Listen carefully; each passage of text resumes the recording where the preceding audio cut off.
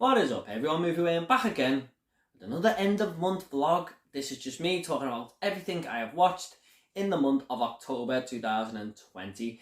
Now I do these every month and they are my favourite videos to make. But before I get into all the mini reviews, if you like, I've just got a few things I want to say.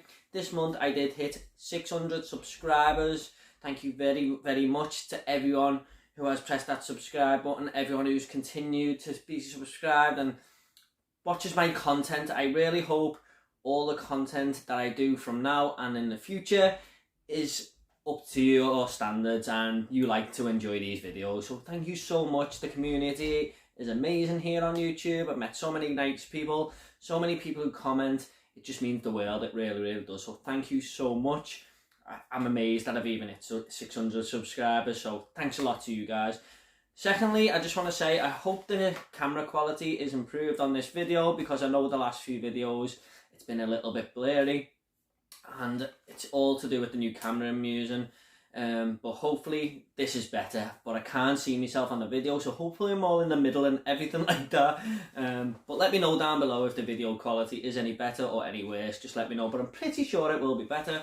And I've just got a quick shout out to do for one of my friends here. I've got a few more shout outs that I'm going to do on a different video, but on this one I just want to do a shout out to a guy called Lucas, and his channel is The Filmmaker.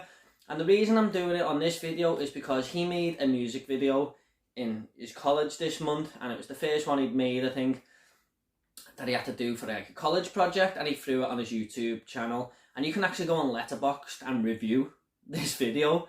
And I just thought this would be a good video to throw it in, because I did watch it this month and it actually counts in your Letterboxd diary. So, you know, I just wanted to say, Lucas, what a video that was, my friend. You really, really, look, I knew you were good anyway, because I know you do great editing on your channel and stuff, but I was kind of surprised how good it actually was. And I said to him, I got Pulp Fiction vibes at the end of the video there, and he was saying, thanks a lot, that's what I was going for. So I'm glad I noticed that for him.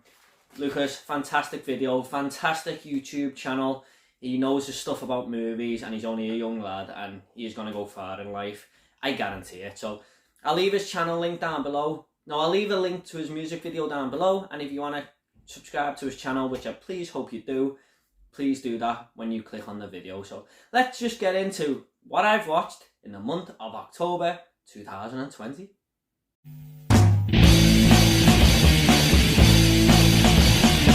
Okay, so some of these are off of streaming services, some of them are Blu-rays, and some of them I actually even went to cinema for. So yeah, let's just crack on with it. Now the first thing I watched this month was Enola Holmes. Now I was pretty interested in this when I seen the trailer and it was coming to Netflix.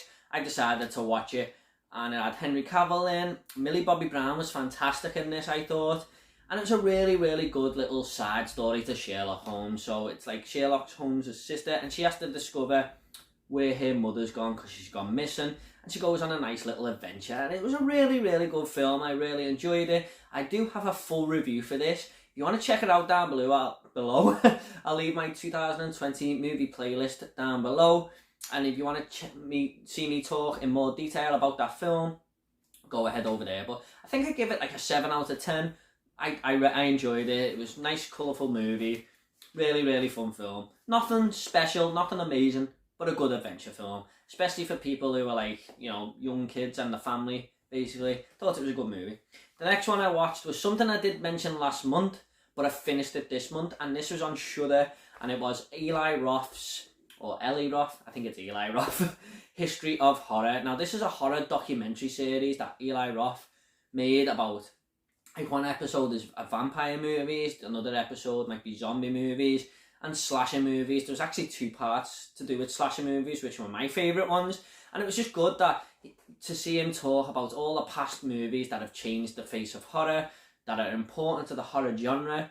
And being a big horror fan like myself, I really, really enjoyed this. And he had people like Quentin Tarantino, he had Rob Zombie, you know, people who were in the movies like Linda Blair, and The Exorcist, of course, talking and interviewing them on camera. And I thought it was really, really interesting and just a really nice, easy watch. And I love Shudder, my favourite streaming service right now. There's so much on there, and I thought this was definitely worth a watch. So yeah, really good, enjoyable horror documentary series there. I think there was about 8 episodes. Definitely worth checking out. It's from 2018, I believe. Next up is something on Netflix. Sorry if I keep looking down, by the way. I've just got everything here that I've watched because I can't remember them all. So the next one I've got is American Murder, The Family Next Door. Now, I think a few people watched this month, and this was on Netflix. This is a 1-episode documentary, and it's about this woman who goes missing and her 2 kids go missing, and the police knock at the house of where she lives, and the husband turns up, and the policeman's got like a body cam on, and he's just asking them questions about what happened and stuff. And what it goes into is something really despicable and very upsetting. I thought it was a bit of a hard watch, and I've seen a lot of shocking things in my life, but I just couldn't quite believe this story. I won't say what happens or anything like that if you want to watch it, but this is a true story. I think it happened 2 years ago in America, and it was a pretty hard watch. But, you know, if things upset you easily, maybe it's not one to watch, but I couldn't quite believe what I was watching. So that is American Murder, The Family Next Door. I think Netflix are starting to get all these type of things on there now because they've got like unsolved murders and stuff. People do like true crime things, don't they? I mean, like is a weird word because of what terrible situation it happened, but it's interesting to watch and what makes people tick, really, and these weird people in life. So next up we do have Hubie Halloween. This was a Netflix original starring Adam Sandler, and this is a Marmite movie if I've ever seen one. A lot of people hated this movie and a lot of people loved it, and I was more on the side of actually loving this film. I thought it was hilarious. So many good, entertaining, fun moments that made me laugh. Adam Sandler is possibly one of the worst things about the movie, which is weird, but I just really enjoyed it. I just had such a good time with it. There was times I was even rewinding the film because me and my fiance were laughing that much. We wanted to watch that certain scene again. I thought it was a good watch. I really enjoyed it. Again, I have reviewed this on the channel in full detail. If you want to check it out, it will be in the 2020 movie playlist down below. So don't forget to check that out. I won't say what I give it. Like I did with Enola Holmes. I'll let you just watch the review if you want to. Next up is a Blu-ray finally. Here we are. Now my friend Jamie, who was telling me to watch this for the longest time, and then I had a few other YouTubers recommend it to me, so I picked it up, especially with the new one coming out this month, and that is Train to Busan. So I do apologise if there's any glare or anything on there, but I did do a test video before and it should be okay. What a fantastic zombie movie this is. One of the best zombie movies of all time. The train departs to Busan, and as soon as it departs, a zombie outbreak happens and half the train gets infected and stuff. Really fast-paced horror action movie with great characters. Every side character was really, given a little story there, and you cared about them, and I just thought it was fantastic. Now, I don't usually do this all the time, but I did actually do a horror revisited episode on this, which is like retro horror reviews, and I'll leave that down below, the playlist to that as well. And this is the latest one on that playlist if you want to check out my full thoughts on Train to Busan. But I really enjoyed it. Can't wait for the sequel, to be honest. It's meant to be coming to cinemas this week, but of course there is a UK lockdown now, so I don't think I'm going to get to see it. But maybe it'll come to streaming service. I haven't heard any word on it. Maybe it'll just get delayed till cinemas open again. Such a shame. Really annoying. But there could be worse things happening to it, I suppose. But fantastic zombie movie. Definitely worth a watch. Thanks for that, Jamie, recommending that one to me. Next up is another zombie movie, believe it or not, and that is Zombieland Double Tap. This is one that I just missed at the cinemas last year for whatever reason. If I did have the channel then, I would have made sure I would have went to see this so I could review it, but I finally got to see it. Really enjoyed it. Not as good as Train to Busan, but a different style. This is more horror action comedy. But I love Woody Harrelson in this film. He's fantastic, just like the first one. It's got good characters in this, like Jesse Eisenberg and stuff. And it's self-aware, it knows what it is. Kind of like the movie Scream, it knows it's a horror movie. This knows it's a zombie movie, basically. And at the start of the movie, Jesse Eisenberg, even narrating it, says, Thanks for picking us for your zombie movie entertainment. Even though there's a lot out there, you picked us. So kind of things like that. There's so many fun moments in this. It's just a really, really good film. I really enjoyed it. Don't know if the first one is slightly better, but they're both good films, and you know what you're getting with this. I really enjoy it. Really good watch. Looks good in 4K too. Now, next up is a movie that I was going to give my pick of the month to, and this has probably come in second place, because every month I do a pick of the month, which is what my favourite watch of the month was. And this was a first time watch for me, believe it or not. I had seen bits of it years ago, but I finally watched it and I was blown away. And that is Misery. Wow. I absolutely loved this film. It was fantastic. Kathy Bates as Annie Wilkes was so good. I was on the edge of my seat so much. It was just a really, really good film. It was, you know what? It's hard to not give this a 10 out of 10 because there's nothing wrong with it. It was just a perfect film. Virtually, there's might be little nitpicks if I go back and watch it again, which I do plan on doing and doing a horror revisited episode on it, but I need to watch it again before I do that review. But I do plan on doing that on the channel. But there was hardly anything wrong with it. It was just a brilliant, brilliant film from start to finish. I thoroughly enjoyed it, and I even knew about the infamous scene in this with the sledgehammer, and it still made me squirm. So to be honest, the bit that made me squirm and go ooh a little bit more than anything was the first time Annie, you see that she's a bit of a psychopath. When I think it's when the writer, played by James Caan, is it? Yeah, James Caan spills his soup and she just flips a little bit, and I was like, oh, I was really taken aback. So it's a really, really good film. Highly, highly recommend this. It's fantastic. Can't believe it's took me this long to watch it, but I suppose we all have them movies, don't we, that we haven't seen yet, that everyone else has. I mean, I'd only seen The Lion King for the first time about 6 years ago, and everyone in my childhood had seen it, so there you go. Next up is a 2020 movie, but it was straight to Blu-ray, this one, and that is Mortal Kombat Scorpion's Revenge. I just got up one Sunday morning really early, and I thought, my girlfriend's not going to want to watch this, so I just threw it on. Only a little 18-minute movie, but really, really good. It was about Scorpion before he becomes Scorpion, basically, and his family get killed by Sub-Zero. So he becomes Scorpion. Some god makes him into Scorpion, and he goes after Sub-Zero and all the Sub-Zero clan. And it's a really, really graphic animated movie. There's blood everywhere. There's people's bones getting crunched all over the place. And it's got a good little twist ending. I really enjoyed it. I thought it was a really good animated film. If you wanted me to rate it, I'd give it like an 8 out of 10, something like that, 7.5. Surprised that my friend Adrian recommended this one to me. I was going to do a review on this, I still might, because it's a 2020 film and I want to review as many 2020 movies as I can. I have wrote a few notes down, so maybe I'll go back and do that review. Let me know if you want to see it, but really enjoyed it. I'm a big fan of the games as well. Well, not a big fan, but a biggish enough fan. Next up is a movie I watched on Shudder, and I think it was the YouTube channel Possessed by Horror. I forgot the girl's name who is on that channel. I watch it time to time, and she recommended this film on a video, and it is called The Snowtown Murders. And as soon as she talked about it, I wanted to watch it, and Shudder, suddenly it came on the streaming service, and I thought, I'm going to give this a go. And I do plan on reviewing this as well at some point. I've wrote quite a few notes down for this, but this is a true story, and this takes place in Australia, and it's about this poor family, and the mother of this family gets a new boyfriend, and he's sort of like a paedophile hunter, goes after paedophiles, but yeah, he uses her son to come along for the ride with him, and it's just much more than that. He doesn't just make paedophiles move out of his home.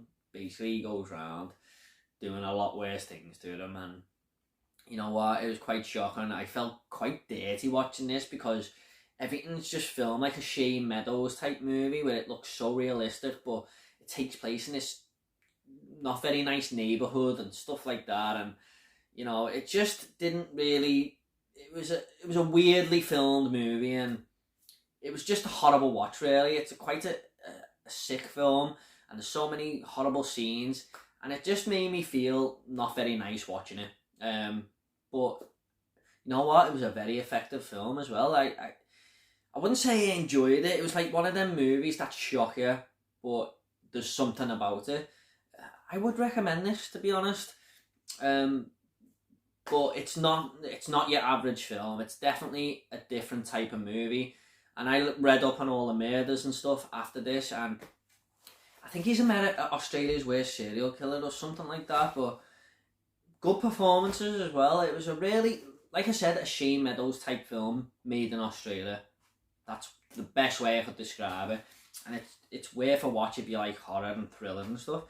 Next up is another Blu-ray, and this is out of a box set, an Arrow box set, and that is Ring Zero. I didn't hold high hopes for this at all. I did enjoy the first one. I hated the second one. I thought it was terrible. I think I give it like a 1.5 on Letterboxd or something. But this was a prequel to the first one, and this was much better than the second. Nice to see the story of Sadako, I think her name is, like the backstory and what happened to her and stuff like that. It was a good little prequel there to the first one, and I just didn't like the second. But this was okay. Pretty average horror movie. Not bad. Next up is my pick of the month. I'm just making sure I got that in the right order.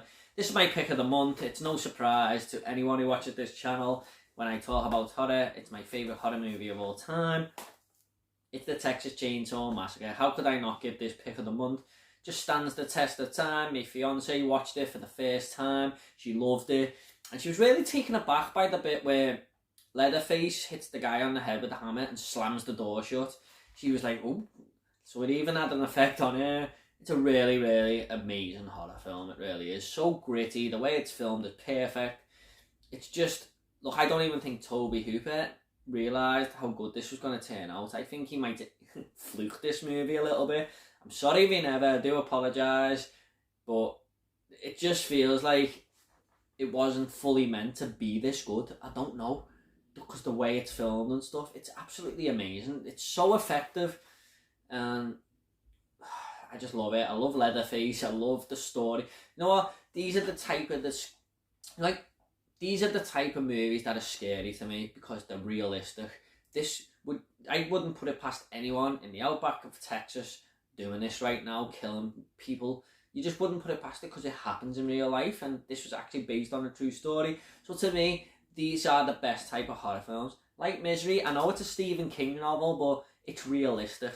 That to me is scary. I mean, ghost movies and stuff make me jump, but these type of movies, they're the ones for me. They're my favourite horror films. So yeah. Next up is another Blu-ray, and these are out of a box set, an Arrow box set, but I've took them out the box. And the first up, we do have Phantasm. Now, I had watched this a long time ago, but I couldn't remember much about it. And I watched it again, and it came flooding back a little bit. And it's a good film. I thought that the actor, the young kid in this, was a really, really good actor. Forgot his name, sorry. But I didn't realise how much the tall man looked like David Walliams. He's the spit of him. He looks the absolute ringer of him. But yeah, it's not a bad horror film. I think I give it a 3 out of 5 on Letterboxd. It's not bad. By the way, if you want to follow me on Letterboxd, I always leave it down below. But not bad. Decent little horror movie, and it made me want to watch the next load. So that's what I started doing with Phantasm 2. And this was just as good, I think. I think it was I think I gave them both a 3 out of 5. Good sequel. This sees the young boy from that movie and the ice cream man who is his friend team up and go on the road looking for the tall man, and it's a good little sequel. I enjoyed it. Nice little... They're just like 90-minute movies that you can just sit back, relax and have a good time with. Don't take them too seriously. They're just fun horror films, I feel. And the tall man is a great villain. I just wish he was in the first one a little bit more, but he is a little bit more in this one, if I remember correctly. And I enjoyed it. Now, I haven't watched Phantasm 3, 4 or 5 yet. I think I'm watching 3 tonight, but I didn't get round to them just yet. But I am going to watch them this month, hopefully. Next up is The Witches from 2020, starring Anne Hathaway as the Grand High Witch. And I was kind of disappointed in this one because it just tried to do a lot of what the original did, but in a worse way. It was just like a bad version of the original. Anne Hathaway was good in it for me, but she's just not Angelica Houston. She weren't the same. It just, the witches were really not as scary as well. Like, there's a guy on here I follow called Dino Reacts, and he put it perfectly in his review. They're not really disguised well as humans. They're not people you'd approach like you're meant to. The kids in the original movie, they're women who you approach and you would take candy off them. But in this, they're just so weird, the witches. They talk weird. They elongate the voice. It just wasn't, it just didn't fit right for me. And the scene in the hall, the main scene from the original film that we all remember where Angelica Houston takes her face off, in this, it's just over in an instant and not memorable at all. And it wasn't even the best part of that movie. So I have done a full review on this. It'll be in my 2020 movie reviews down below, but I wasn't a fan of it. It was okay in parts, entertaining enough, but for me, it was a letdown. So yeah, and I usually try to take all the positives out of films, but I was disappointed in it. Next up is a movie that I thought was going to be absolutely terrible because I'd heard so many bad things about it, and I was quite surprised, and that is Hannibal Rising. Look, not a great film or anything. It's definitely not for everyone. It all takes place in the war, or I think it was the war, or the end of the war, something like that. Yeah, the war, I think. Well, part of it takes place in the war, and the part of it is the aftermath. And this sees Hannibal, an origin story of how he became Hannibal Lecter. And you know what? It could have been done better, but I thought it was okay. I had a good time with it. It does drag a little bit. It's on for over 2 hours, I think. But me and my fiance had a good time with it. And because it was October, we were watching lots of horror films. And it's been in my Blu-ray collection for the longest time. So I thought, here's our chance to finally watch it. It's October, we're watching horror films. I thought it was alright. I did. There was some good kill scenes in this as well. To people who actually deserve it at times. So yeah, he's like an anti-hero in that movie. I know he's been portrayed to be an anti-hero sometimes, but not an anti-hero, but someone who you can understand the reasoning of why he's doing these things in that movie anyway. But as Hannibal Rising, not bad. Now there were so many movies that I could have given pick of them all to this month. Obviously, Misery and the Texas Chainsaw Massacre came close. But there's 2 more movies I've got here that came close as well, and this is one of them. And there's The Man Who Laughs. Now, nice little slipcover, by the way, from Eureka Entertainment. Now, I thought this was going to be a horror film, and then I watched Bryn's review from Horror Hands, and he said it wasn't. But he's right, it's not a horror movie. This is a silent film, and it's more of a tragedy story. Romantic drama. It's hard to explain. I haven't quite seen anything like it. It all takes place in the 17th century France, I think. And I was really, really surprised by this. I didn't know if I'd like it because it's a silent film and stuff. The main reason I wanted to watch this is because this guy, what's his name? Sorry, I forgot his name. Conrad Veidt. Sorry if I'm pronouncing that wrong, but they based the character, Bob Kane, who made the Batman comics, he based his character of the Joker on this guy, and that's the main reason I wanted to watch it. And then when I seen Eureka bring this edition out, I thought, I'm going to grab it. You know, whatever price it was, I was going to grab it no matter what. So I'm really glad I watched this. Now, this is one I do plan on doing a cinema revisited episode on. I have took a lot of notes for this, and I do plan on coming up with a review soon. Hopefully I can get one out. There might be a few retro reviews on the channel in the next few weeks because the cinemas are shutting and stuff like that. But I'm planning on reviewing this. So really, really enjoyed it. Highly recommend it.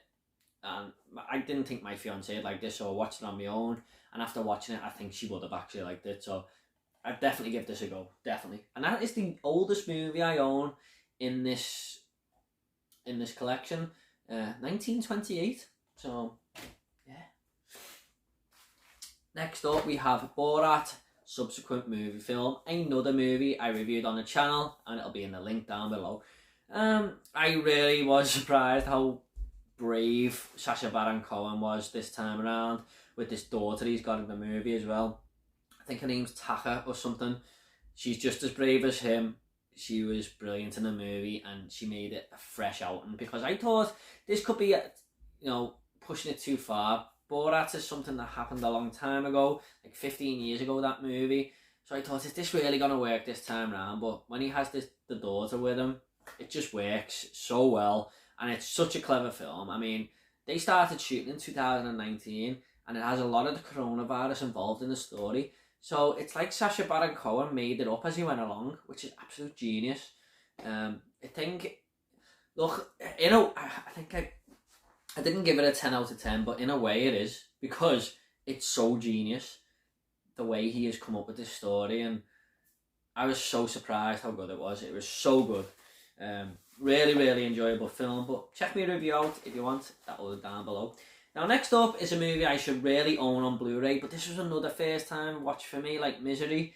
Can't believe everyone just got round to it. And that is Christine, another Stephen King movie, by the way, and it's directed by John Carpenter, I believe. Totally forgot he'd made this film when it came up, directed by John Carpenter. I couldn't believe it. Do you know what? I'm not into cars, but the car on this was fantastic to look at. It was so good, such a nice colour, and it made me want to get one. But it was such a really, really clever horror film. I really enjoyed it. It's just about a car that really has a mind of its own and likes to kill people, basically. What I liked about it most is the main guy, I forgot his name, I'm really sorry. You see the change in his personality the more he's in this car, and that was a really interesting aspect of the story. Good characters, really, really enjoyed it.